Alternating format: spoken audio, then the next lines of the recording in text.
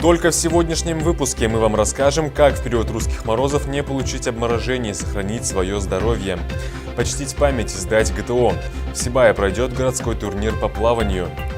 Трагедия в Туялясе. Пожар минувшей ночью унес жизнь женщины и оставил на улице мать с 3 маленькими детьми. Вы смотрите новости. В студии Милиш Бердин. Здравствуйте.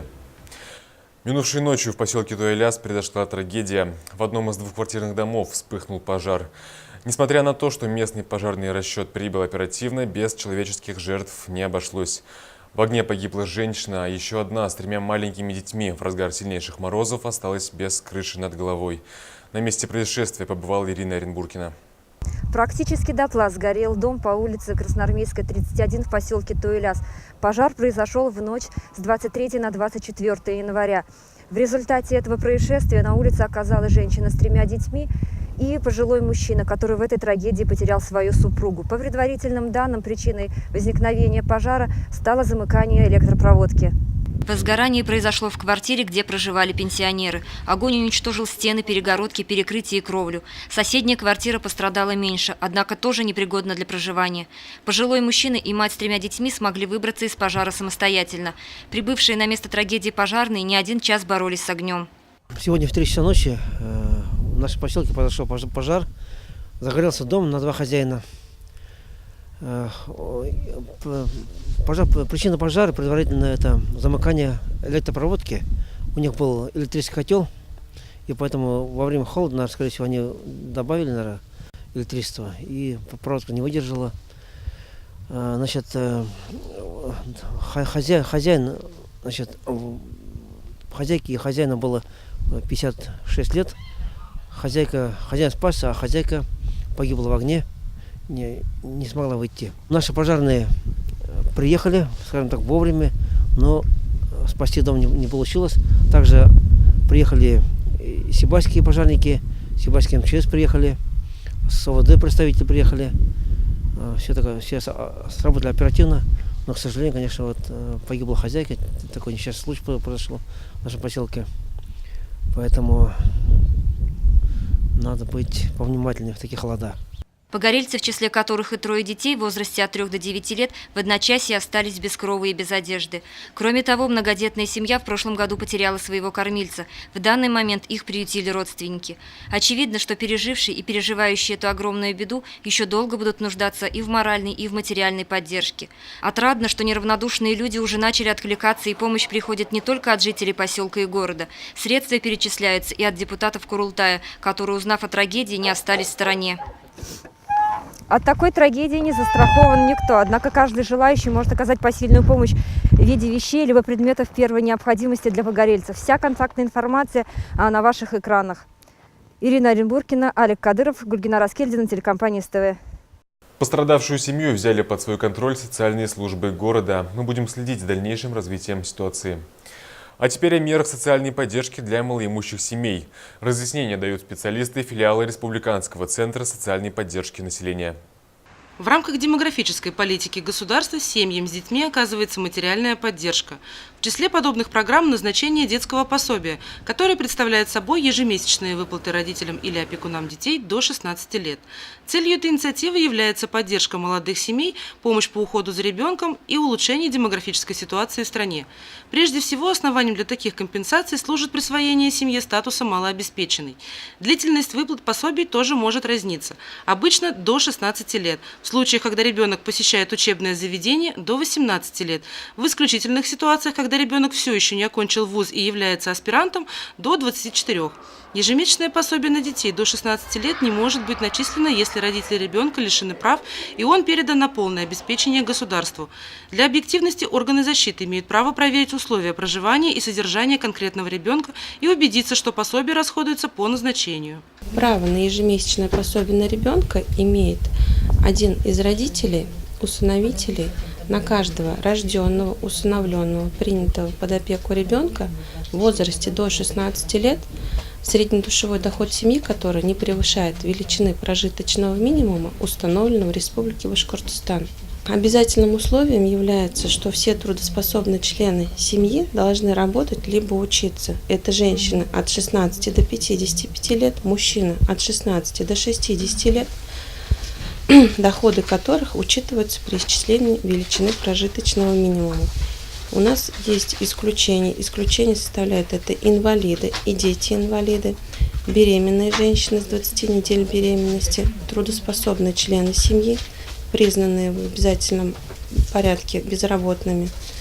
Также трудоспособные члены семьи, осуществляющие уход за ребенком до 3 лет, за ребенком инвалидом в возрасте до 18 лет, за лицом первой группы инвалидности, либо за лицом, достигшим 80-летнего возраста. Размер ежемесячного пособия составляет 225 рублей, на ребенка одинокой матери 450 рублей. Прожиточный минимум с 20 декабря на ребенка составляет 8483 рубля. Для того, чтобы выяснить, положено ли вам пособие, нужно обратиться в органы соцзащиты по месту проживания и написать соответствующее заявление, в котором указать среднемесячный доход семьи за последние 6 месяцев в пересчете на каждого ее члена. Специалисты ведомства также запросят необходимые документы для оформления выплат. На основании представленных бумаг органы соцзащиты в течение 10 рабочих дней вынесут решение о начислении денежной помощи. Отметим, что всю процедуру по оформлению пособий придется проходить ежегодно. Гражданам, находящимся в разводе на момент оформления выплат, необходимо добавить свидетельство о расторжении брака, документ о наличии, отсутствии или задержке алиментов. А с родителей, имеющих статус индивидуальных предпринимателей, попросят разрешение на ведение деятельности, а также декларацию о доходах за прошедшие 6 месяцев. Иностранцам потребуется разрешение на проживание, а иногородним придется предоставить справку о том, что по месту прописки денежное пособие не было назначено ранее. Екатерина Марочкина, Алик Кадыров, Гульгина Раскильдина, телекомпания СТВ.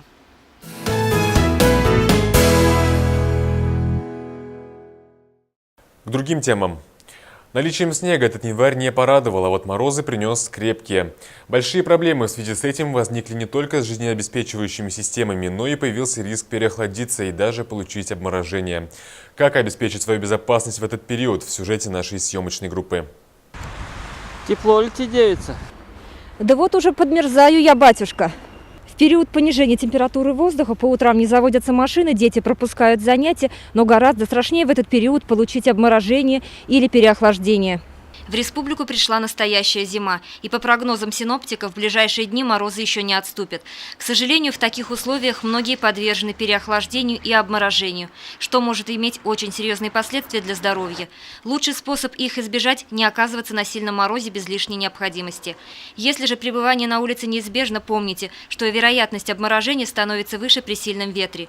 Если вы чувствуете, что начинаете замерзать, то, разумеется, следует как можно быстрее оказаться в теплом помещении. В зимний период желательно, конечно же, воздержаться от крепких напитков и пребывания на улице. Это чревато, конечно, в иных ситуациях достаточно фатальными исходами, поэтому рекомендовано, в общем, воздержаться от крепких напитков. Если человек замерз, допустим, на улице, да, допустим, долго находился, и в первую очередь, что должен делать человек? В первую очередь, до того, как зайти домой, некоторые начинают растирать снегом. Этого делать нельзя, потому что могут занести инфекцию. То есть, допустим. Далее, первое, если человек, допустим, сильно охладился, да, сильно простыл на улице, то желательно, чтобы согревался постепенно. То есть не надо сразу, допустим, да, горячий душ, допустим, что-то из горячих напитков, горячей еды, то есть постепенно. Далее, если уж после переохлаждения, допустим, почувствовали то, что повышается температура, допустим, появился кашель, необходимо обращаться уже непосредственно к своему участковому терапевту, то есть по месту жительства. В иных ситуациях необходимо вызвать скорую помощь. В этот период избегайте тесной одежды и обуви. Во-первых, не должно нарушаться кровообращение. Во-вторых, чем больше воздушных прослоек в одежде и обуви, тем теплее. Головной убор на морозе и при сильном холодном ветре – атрибут обязательный. Верхняя одежда должна быть непромокаемой и непродуваемой. Хорошо в этот момент обзавестись термобельем. В морозы следует отказаться от прогулок с детьми, либо уже через 20-25 минут после выхода заходить домой и согреваться. При отсутствии возможности попасть в теплое помещение попробуйте согреться, энергично делая простые физические упражнения. Ирина Оренбургина, Радмир Исенгулов, Гульяна Раскельдина, телекомпания СТВ. Как известно, 18 марта состоятся выборы президента Российской Федерации. Горячая линия по возникающим в этой связи вопросам начала свою работу с 18 декабря 2017 года. По словам представителей территориальных избирательных комиссий, на предстоящих выборах будут некоторые новшества. Подробнее о них в специальном интервью нашей программе председателя территориальной избирательной комиссии Сафы Ишмухаметова.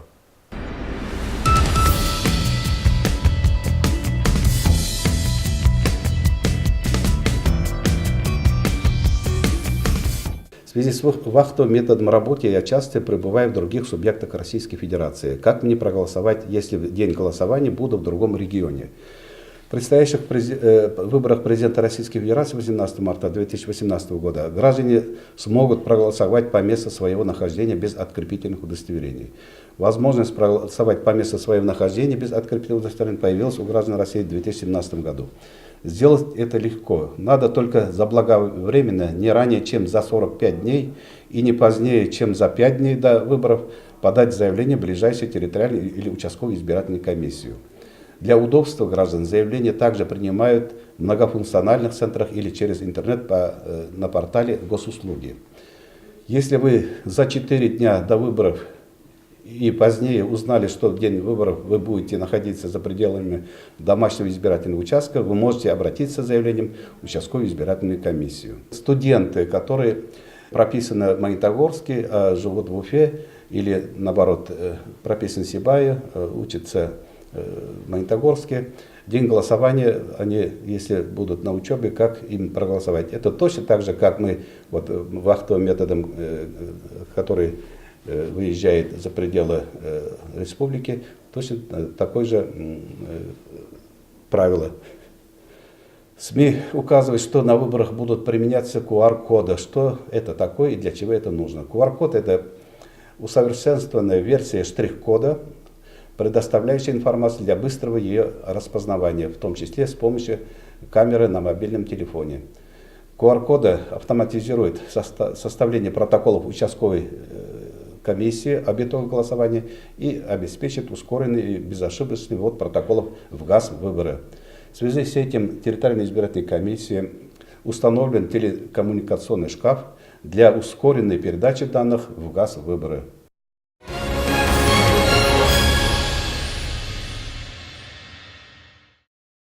В Роспотребнадзоре Башкортостана рассказали, на что чаще всего жалуются жители республики. Лидируют заявления по поводу нарушений правил торговли. Таких обращений ведомства за минувший год было 3173. На втором месте жалобы на качество условий жилья и на третьем претензии на качество оказываемых коммунальных услуг. Всего за 2017 год ведомство поступило свыше 12 тысяч обращений от жителей. Порядка 400 из них в территориальный отдел Роспотребнадзора в нашем городе. Одним из главных новшеств, с которым столкнулись специалисты Роспотребнадзора в минувшем году, стало внедрение в работу надзорного ведомства рискоориентированного подхода. Он предполагает, что деятельность всех юридических лиц и индивидуальных предпринимателей относится к разным категориям, в зависимости от потенциального риска причинения вреда потребителям в имущественном выражении.